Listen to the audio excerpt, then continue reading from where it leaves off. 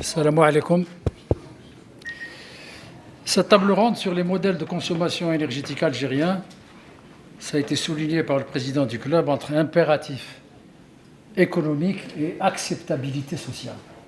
Donc c'est dans un contexte de forte croissance de la demande énergétique nationale, tirée par une consommation domestique en expansion, et l'essor du secteur industriel, ça ne vous a pas échappé, et agricole, et celui des services, bénéficiant tous les trois de subventions significatives du Trésor public, alors donc pose des défis majeurs sur le moyen et long terme.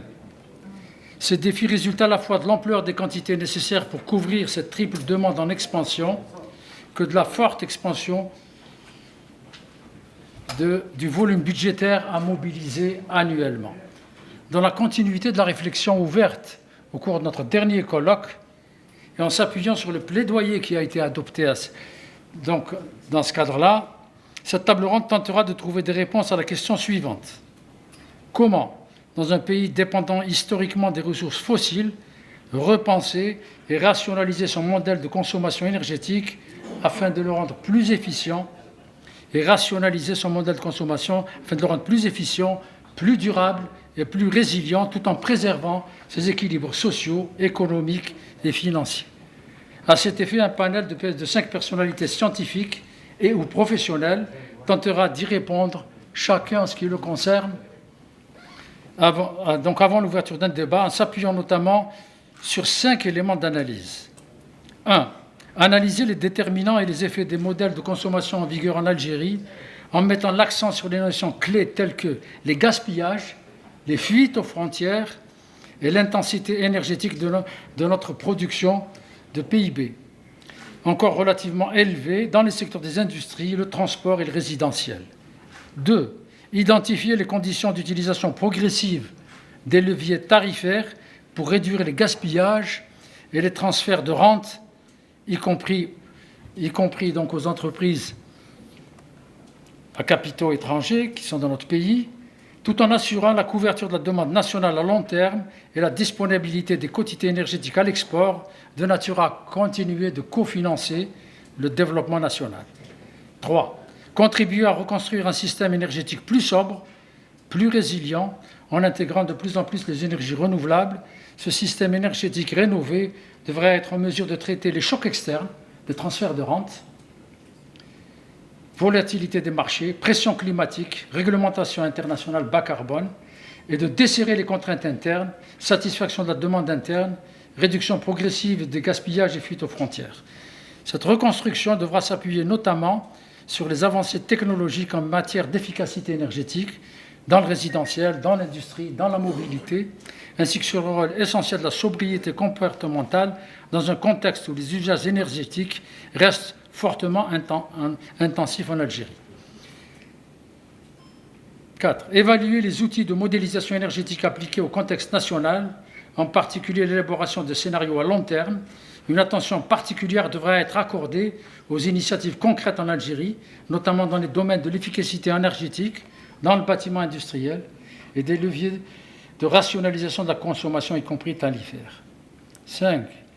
Élaborer dans un monde marqué par l'essor de la digitalisation le potentiel de l'intelligence artificielle et du big data pour moderniser la gestion énergétique, notamment à travers les réseaux intelligents, smart grid et les systèmes de pilotage de l'offre et de la demande énergétique. Alors tout ceci est indiqué donc dans la représentation graphique faite par intelligence artificielle de cette présentation préliminaire, donc vous la voyez ici donc exprimée.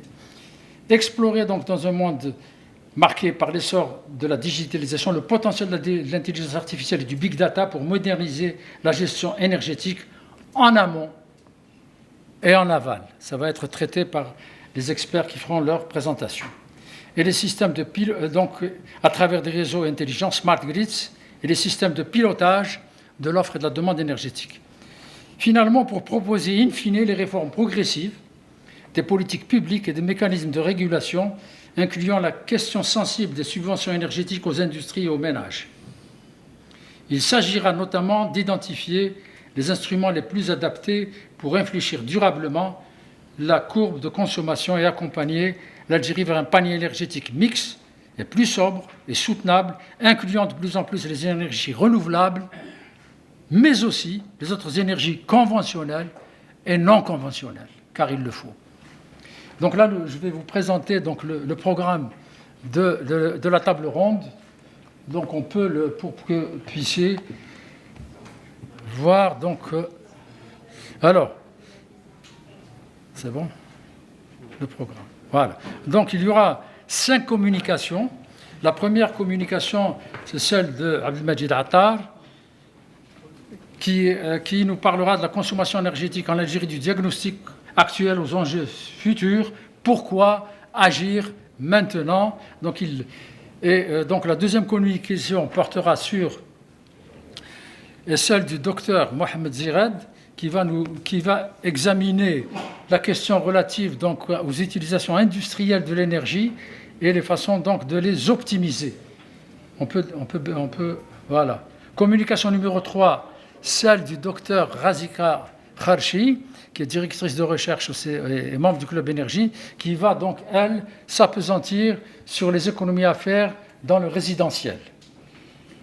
Ensuite, Nasser Grefou va examiner le modèle de consommation énergétique, énergie renouvelable, smart grid, les pistes d'avenir pour l'Algérie. Et enfin, la dernière, donc je reviendrai au sujet qui fâche, le plus sensible, celui qui est relatif aux réformes tarifaires. Quel modèle de consommation et de prix de l'énergie entre soutenabilité et accessibilité.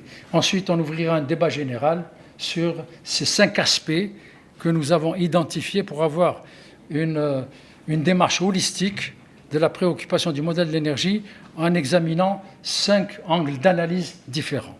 Alors donc là, j'appelle le premier intervenant, Attar Abdelmajid, que vous connaissez, donc ancien ministre de l'énergie, ancien président directeur général de la Sonatrach, ancien ministre de l'hydraulique et expert, et qui continue de nous offrir ses capacités et ses connaissances et ses expériences. Tfadal. Merci.